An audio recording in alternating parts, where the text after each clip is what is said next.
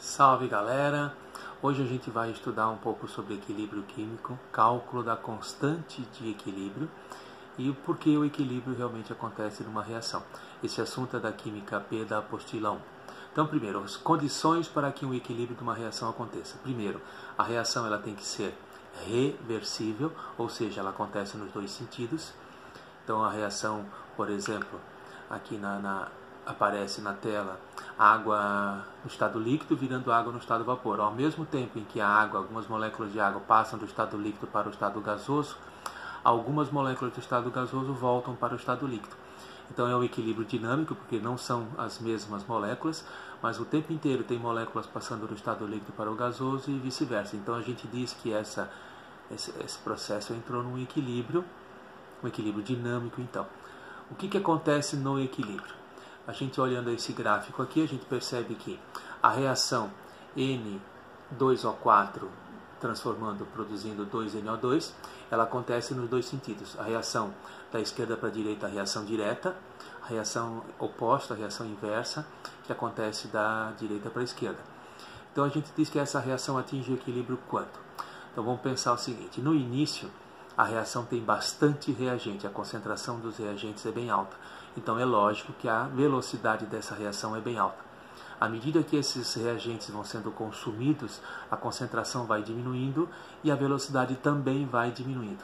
Se fosse uma reação irreversível, essa concentração iria tender a zero e a velocidade dessa reação também iria tender a zero. Mas como nós estamos falando de uma reação reversível, o que vai acontecer? A partir do primeiro momento que o produto é formado, ele começa a se decompor e começa a formar o reagente novamente. Então, no início, a velocidade oposta ela é zero, ela começa bem embaixo, se a gente olhar bem aqui na tela. Então, no início, a reação ela começa em zero e ela vai subindo.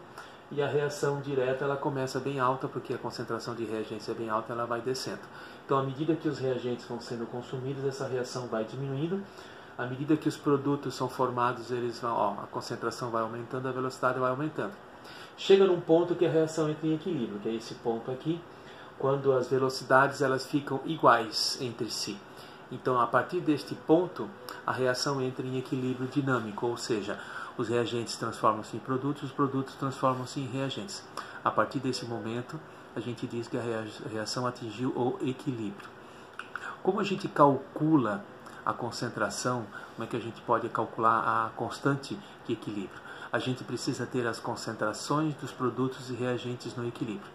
Então as velocidades a gente já sabe que são iguais. Agora o que acontece com as concentrações? Então imaginando aqui, a concentração do reagente aqui ela era máxima e ela foi diminuindo, porque ele foi sendo consumido. A concentração do produto aqui ela era zero, ela foi aumentando, chegou nesse ponto aqui, a reação atingiu o equilíbrio. A partir deste ponto, as concentrações dos reagentes e dos produtos, ela não varia mais, então ela é constante. Eu não falei que elas são iguais entre si, eu falei que as duas concentrações, produtos e reagentes, ela é constante. Então, em cima disso, a gente pode deduzir a equação do cálculo da constante de equilíbrio.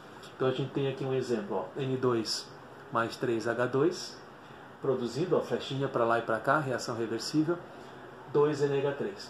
Então a dedução da equação é a seguinte: nós vamos ter sempre a concentração dos produtos elevadas aos seus coeficientes, no caso NH3, como tem 2 aqui, vai ser elevado ao quadrado, dividido pela concentração dos reagentes, N2 e H2, o H2 ao cubo, porque tem 3H2. No outro exemplo aqui nós temos água, H2O produzindo 2H2 e O2. Então nós vamos ter de novo, constante de equilíbrio é o H2 elevado ao quadrado, multiplica o O2, dividido pela concentração de H2O também ao quadrado, por conta do índice, do coeficiente da água, que é 2. Assim a gente já pode resolver um exercício básico aqui. Nós temos uma questão de vestibular aqui, medidas de concentração para o sistema abaixo em equilíbrio. Então já está em equilíbrio, a uma certa temperatura fornece os seguintes resultados. Então ele dá a reação, H2 mais I2 dando 2HI.